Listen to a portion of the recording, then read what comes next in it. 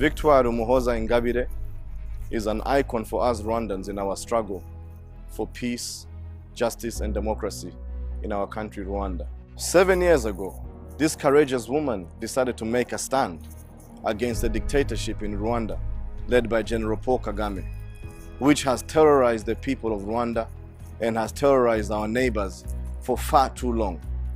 7 years later, we have once again witnessed another bogus election in which General Kagame has once again coronated himself as the absolute leader of Rwanda. He has shown all of us Rwandans and the international community alike that he is afraid of criticism and opposition.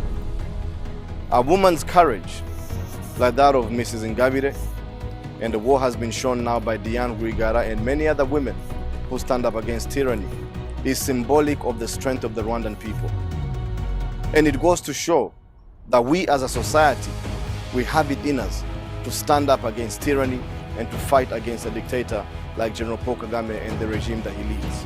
Nonetheless, General Kagame should be afraid not only of our women, our courageous women like Ingabire, not only of the courageous men who have stood up against him, but now of the courageous youth of Rwanda.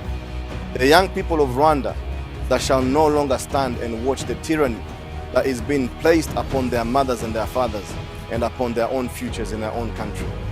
The incarceration of Mrs. Ingabire for 7 years, unjustly imprisoned, translates to us, the young people of Rwanda, as an attack on the fabric of our nation.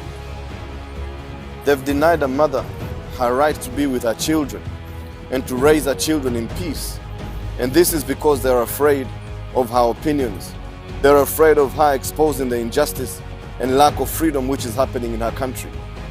As we mark 7 years of her incarceration, and as we celebrate her courage, and as General Kagame imposes another 7 years of his brutal regime upon the people of Rwanda, we still have hope.